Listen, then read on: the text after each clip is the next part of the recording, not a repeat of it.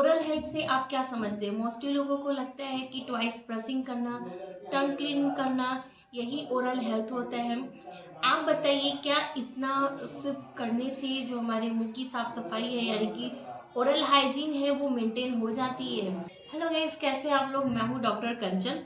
So guys, आज की video में हम डिस्कस करने वाले हैं ओरल हेल्थ के बारे में, यानी कि जो मुंह की साफ सफाई होती है उसे मेंटेन करना कितना ज़रूरी होता है। अगर हम अपने जो ओरल हेल्थ है, ओरल हाइजीन है, उसे अच्छे से नहीं रखेंगे तो क्या क्या परेशानियां आ सकती है। एंड साथ ही साथ कुछ टिप्स जानेंगे जिससे आप अपने जो मुंह की साफ सफाई है, ओरल हाइजीन है, अच्छे से मेंटेन कर सकते हैं। सो गाइस, वीडियो शुरू करने से पहले आप सभी से रिक्वेस्ट है कि अगर आप मेरे चैनल पे नए हैं तो चैनल को सब्सक्राइब करिए एंड बेल आइकन को जरूर दबाइए, तभी जो मेरे नए वीडियो आएंगे उनका नोटिफिकेशन आपको मिल पाएगा।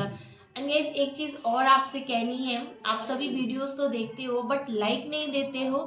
प्लीज़ आप लाइक दिया करिए, इससे आपका तो कुछ नहीं जाता है बट हमें इंकरेजमेंट मिलती है। आपके लाइक से हमें पता चलता है कि आपको वीडियो कितना अच्छा लगा है। ओरल हेल्थ होता है, यानी कि जो ओरल हाइजीन होती है, सिर्फ ट्वाइस ब्रशिंग करना, फ्लॉसिंग करना, टंग क्लीनिंग करना ही नहीं होता है। बेसिकली होता है क्या है कि आपका जो ओवरऑल हेल्थ है, आपके माउथ के क्लीनिंग पे, आपके ओरल हाइजीन पे डिपेंड करता है।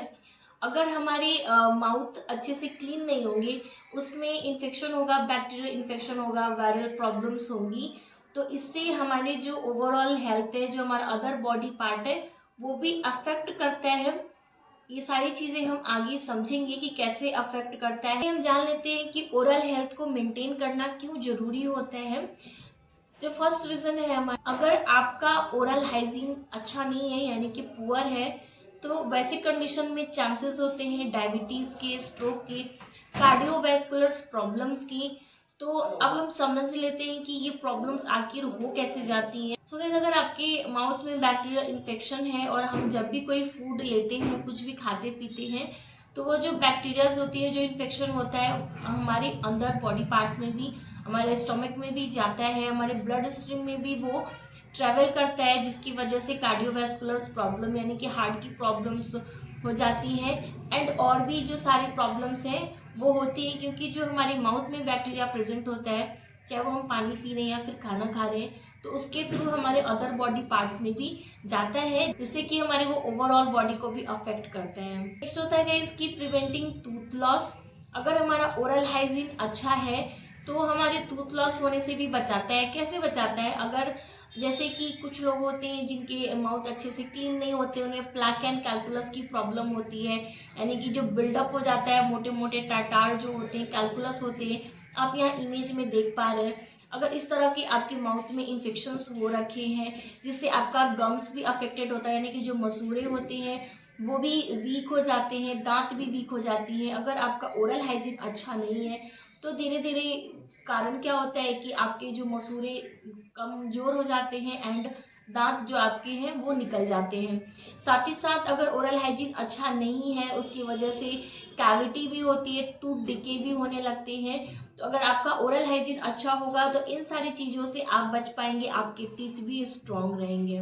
नेक्स्ट होता है गाइस कि अगर आप रेगुलर बेसिस पे अपना ओरल हाइजीन मेंटेन करते हैं तो आप में अगर माउथ में किसी भी तरह की प्रॉब्लम हो रही है तो आप आसानी से उसे डिटेक्ट कर सकते हैं लेटर, यानी कि जो आपका स्टेज है काफ़ी देर तक पहुंचने से पहले ही आप पहले ही जान जाएंगे। जैसे कि अगर हम कैविटी के बारे में बात करें, यानी कि जो दांत में कीड़े लग जाते हैं, अगर आप प्रॉपर तरीके से अपने मुंह का रख रखाव रखते हैं तो आपको इनिशियल स्टेज में ही पता चल जाएगा कि हमें कैविटी की प्रॉब्लम्स हो रही हैं एंड आप शुरुआती दौर में ही डॉक्टर के पास जाके उसका इलाज करवा लेंगे। तो जो बड़े बड़े प्रॉब्लम्स होती हैं जिसमें हमें रूट कनाल ट्रीटमेंट करना पड़ता है, ऐसी प्रॉब्लम से आप बच सकते हैं।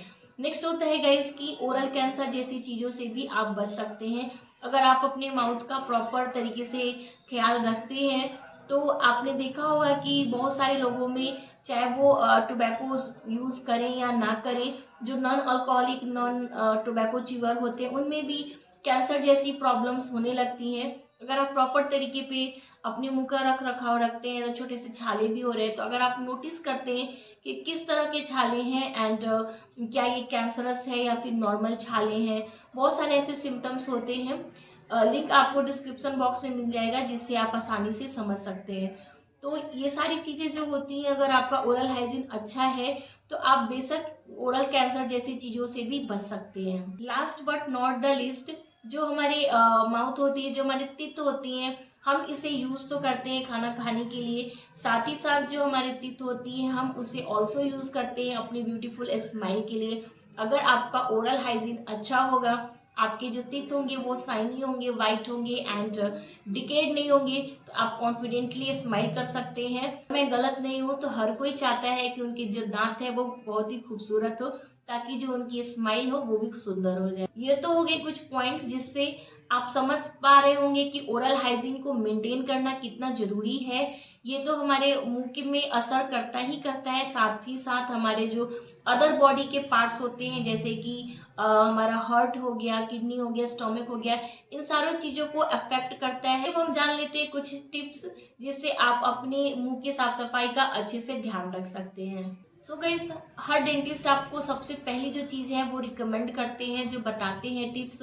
नंबर 1 है ब्रशिंग एंड फ्लॉसिंग। यस, आपको अपने टीथ को अच्छे से ब्रश करना है। ब्रश करने से मतलब ये नहीं होता है कि बस हमने सुबह और रात को सोने से पहले दांतों को रगड़ दिया है, ऐसा बिल्कुल भी नहीं होता है। टूथ ब्रश करने का एक टेक्निक होता है, एक तरीका होता है। अगर आप प्रॉपर तरीके से ब्रशिंग करते हैं तो डेफिनेटली आपके दांत में किसी भी तरह की प्रॉब्लम्स नहीं आएंगी। अब आप पूछोगे कि आपने तो बताया नहीं कि हमें ब्रश कैसे करना है। बेशक मैंने बताया है, लिंक आपको डिस्क्रिप्शन बॉक्स में मिल जाएगा, वीडियो ऑलरेडी चैनल पे है कि हमें ब्रश कैसे करना चाहिए। अगर आप प्रॉपर तरीके से ब्रश करते हैं तो कभी भी आपके दांतों पे प्लाक, कैलकुलस जैसी प्रॉब्लम्स नहीं होंगी। सेकेंड आती है फ्लॉसिंग। फ्लॉसिंग क्या होता है कि हम जब भी कुछ खाते पीते हैं तो हमारे दांतों के बीच में जो छोटे छोटे पार्टिकल्स है वो फंस जाते हैं, एंड अगर उस पार्टिकल्स को हम नहीं निकालते हैं तो दांतों के बीच में फंसा रह जाता है एंड वहां पे सड़न पैदा करता है, बैक्टीरियल इन्फेक्शन होती है। इसी वजह से कैविटी यानी कि दांतों में सड़न होती है।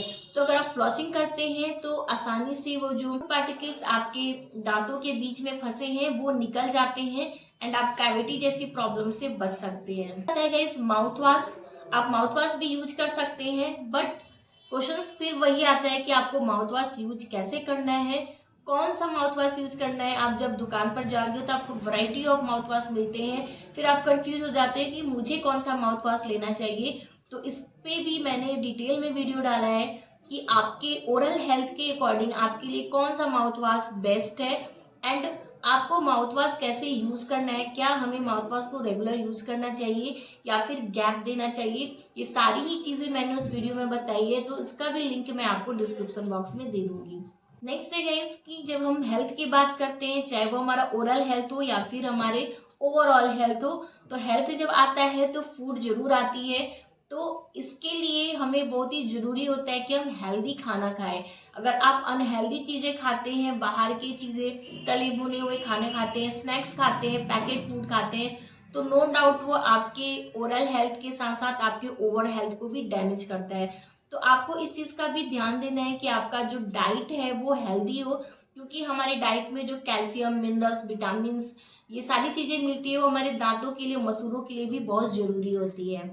नेक्स्ट है गाइस कि आपको सुगरी इंटेक कम करना है, यानी कि चीनी की जो मात्रा है आपको अपने खान पान में कम करनी है। आप चॉकलेट, टॉफी जैसी चीजें, ज्यादा मीठी चीजें कम खाएं, क्योंकि इससे कैविटी होने के चांसेस होते हैं।